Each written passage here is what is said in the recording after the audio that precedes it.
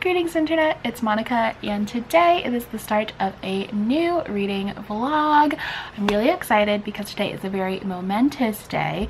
It is the release day for the Hunger Games prequel, which I'm so excited for, Ballad of Songbirds and Snakes. I ended up purchasing it via Libro, so I have the audiobook that I'll be listening to, and I also got the ebook on my iPad so I can read along that way.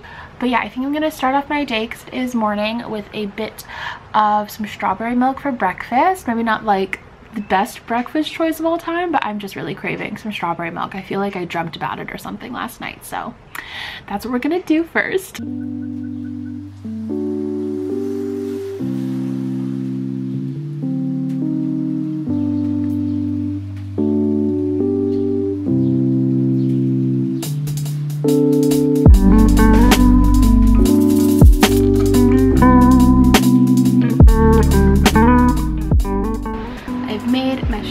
Milk, which is always just the best snack. It's kind of like boba in that you get like little bits of things, but I really like it with oat milk because it kind of has like a cereal milk flavor to it. It's so good.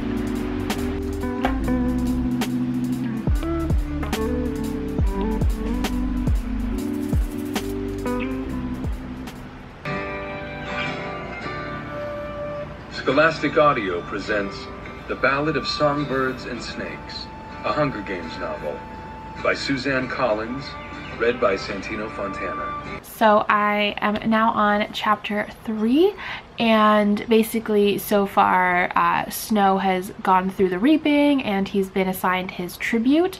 So he was assigned the girl from District 12, and at first he's really like upset about it because he wants to win, because his family is really poor right now after the war and he needs money in order to go to school and just sort of keep up the facade of being a Snow and being rich and all of that.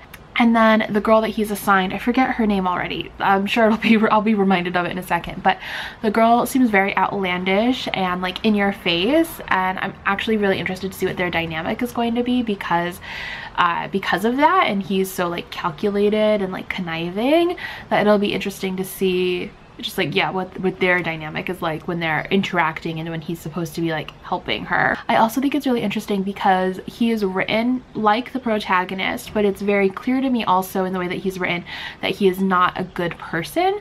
Like, she will write him just like any other protagonist or hero in a YA novel, but then she'll drop, you know, lines like they'd ship him off to some horrible backwater district where the people were hardly better than animals, and like things where he just thinks horrible things about other people, especially the people in the districts, and so that's really fascinating for me to read, like just the way that she's writing his character and like presenting this plot. So I'm really interested to see how it continues and expands from here. Obviously I am going to be talking about what I'm reading, so if you don't want any spoilers from here on out, like from this book, then like this might not be the vlog for you unless you've already read it or if you just don't care about spoilers. But yeah, I just wanted to give that a little preface. I feel like everything I've said so far is part of the synopsis though, so I don't feel too worried. Hello pals. Okay, so I am now on chapter 12 and it's getting wild. Ooh. Yeah, people are dying. The Hunger Games have not started yet. It's really fascinating though, because it's like basically the building of the Hunger Games that we are familiar with in the books. So that's really interesting to read, of like how all of that comes together. And again, I am finding the way that she is writing President Snow's character to be really interesting, because he is presented as this like protagonist that it almost kind of reminds me of House of Cards is what I would compare it to, in that you have this main character who is like obviously morally not all there but who is like the protagonist, and so that's really interesting to read the perspective of. And I really just want more of Lucy, who is the tribute that Coriolanus is the mentor for, and I just want to get into her head, so I'm hoping that eventually we will get her perspective, because I just feel like there's more going on than what we're seeing.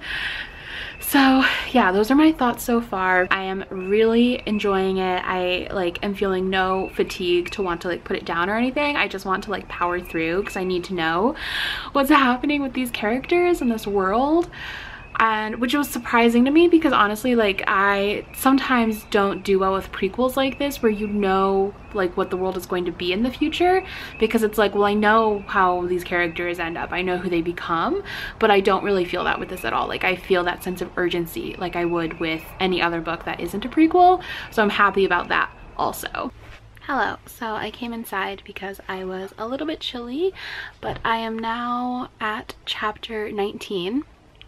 I'm in like the middle of chapter 19 right now.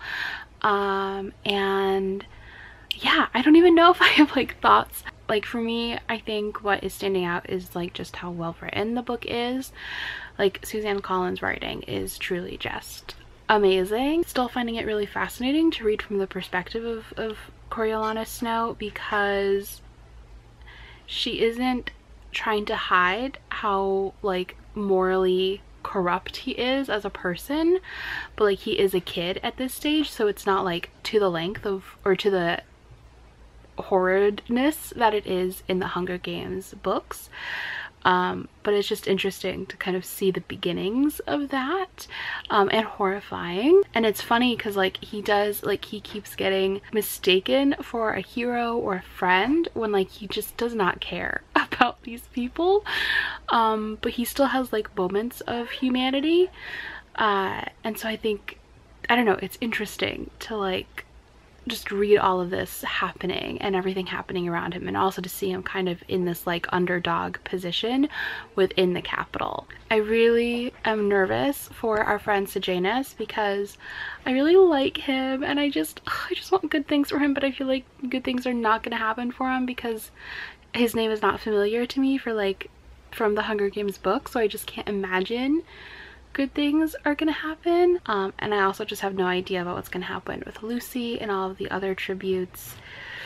Oh, this whole thing is very stressful. And so yeah, we're in the midst of the Hunger Games right now. They're like acting it out.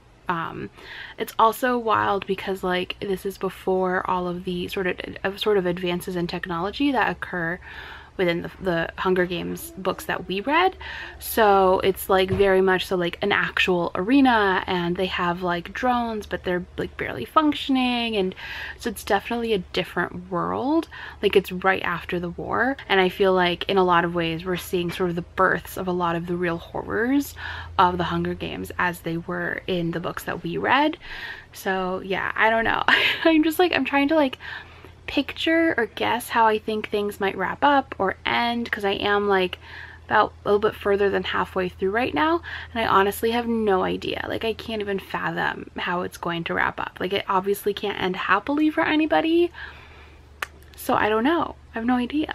Okay, I'm not actually that much further in, but I just had to like come back because what stands out so much to me is just like how much of a politician he is from such a young age. Like he just knows how to play people so easily and like be self-deprecating in a way that just like totally gets people to not see him as like a villain or a horrible friend or whatever.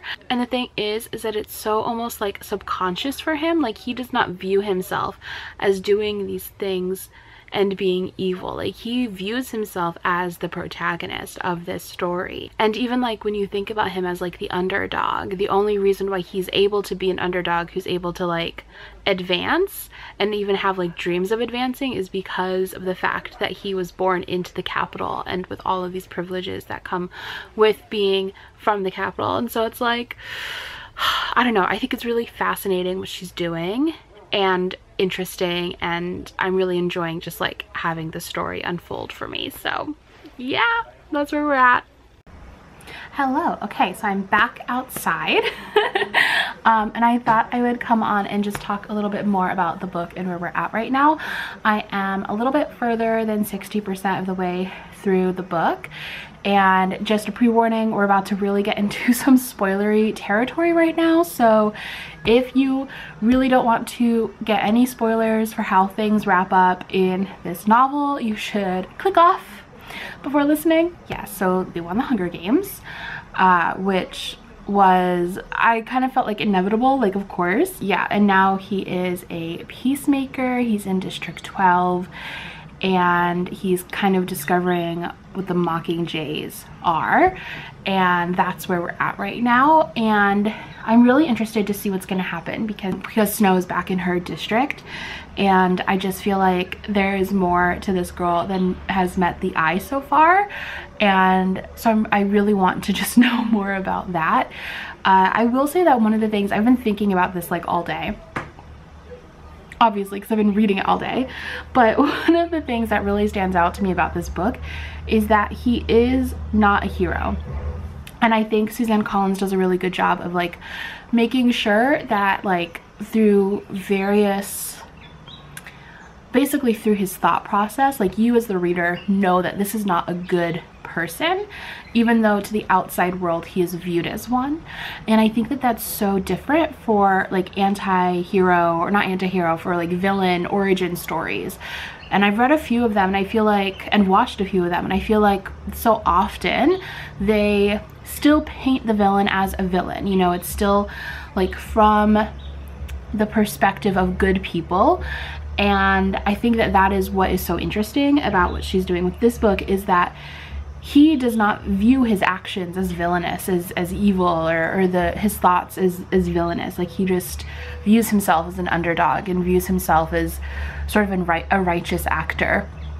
And I think that that is part of what she's trying to say with this book, is that so many of the people who do horrible things and who hold up these horrible structures within our system, they don't view themselves as the villains in our stories. They view themselves as righteous actors. Yeah, obviously I'm not finished with it yet, so I can't have like a full thesis or whatever about my thoughts on it, but so far, yeah. I'm trying to think of another word that isn't interesting, but I just am really sort of gripped by the story she's telling and the characters she's building and the way that she's leading us up to basically the series that we've all read and loved. Okay, so him and Lucy have just been reunited, and it's wild to me how much he has like created this narrative of him being this like romantic piner for her. Like he's like, oh, like the whole time I couldn't stop thinking about you, I was so worried about you all the time. And it's like, no you weren't. But I think like he legitimately believes that he was. And so it's just like, it's so odd to read, but it's also like fascinating.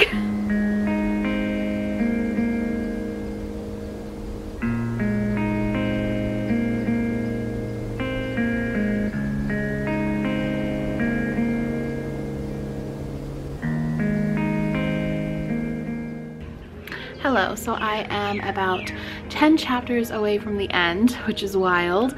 One thing that I haven't really talked about yet that is like a consistent theme throughout this entire book is Snow's like ownership, like feeling of ownership over Lucy, which is just like consistently brought up and like put in the reader's face. Like every time he thinks about her, refers to her, it's like about owning her, and like that to him equals love, it seems like. I don't know, I don't really have anything else to add there. It's just an observation I've had, is that his whole sort of obsession with her seems to really just be about owning her and being jealous or upset at the idea of other people owning her, like his property. Okay, so it's getting pretty dark out, so I'm about to head back inside, but I just got to chapter 27, which means I have like 4 chapters left in this book, plus an epilogue, and I'm just like, I have no idea how this is wrapping up. I'm very stressed. I will say, I don't know what Sejanus is up to. Is he trying to like join the rebels? I'm not sure. I can't decide. And I have no idea what like Lucy's mystery is. Like I know that there is a mystery there, but I have no idea what it could be. I'm just like, I have no idea. I'm lost, but not lost. I'm just like, what is happening? Okay, so I'm on chapter 48. Sejanus was just sentenced to death, and I am what? So they just killed Sejanus, and it's because of Coriolanus betraying him with the Jabberjays. And yeah, I'm just very stressed about what these next couple of chapters are going to contain, because I feel like now is when all the more bad stuff is going to be happening. Like, Suzanne Collins is not known for writing happy books, so we'll see how the rest of this continues. It's so clear that he is just surrounded by so many good people, and who just like want to think the best of him. And I think that's what's like so heartbreaking about it, is that like he does not care, but like they all think that he is good. It's just so sad and frustrating.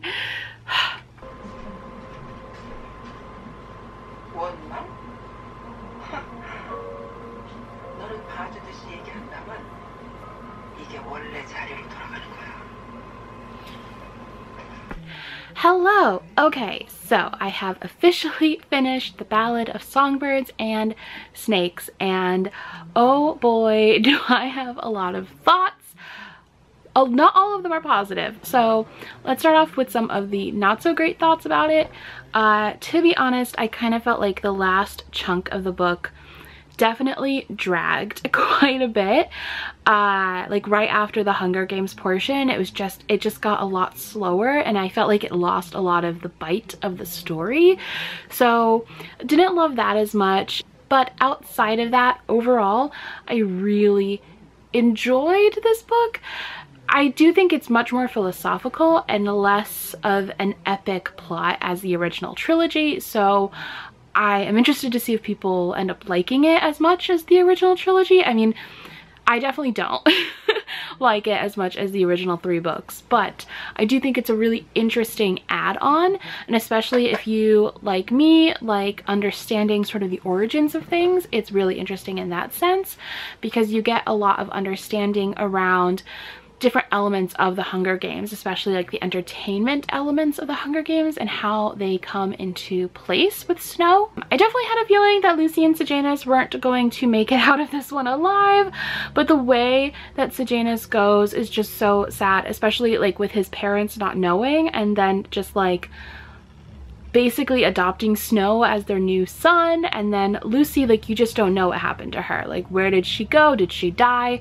You assume she was shot, but who actually knows? I think for me, ultimately, I did really like this book. I thought it was really interesting. I think its take on a villain origin story was very different than what we normally get. Like, I think of villain origin stories, I often think of things like the Star Wars prequels or Joker, and I really don't like those because I think often it's sort of like meant to make you sympathize with those characters and make you understand like, oh, this is why they did these horrible things. And with Snow, it's never about like, oh, this is why he did this. It's like he just makes bad choices and they're like evil choices, and in his mind he is not turning into this evil person. He's just making choices that he thinks are the right ones because they serve him the best. And I think that is much more interesting and honest and compelling than what we normally get with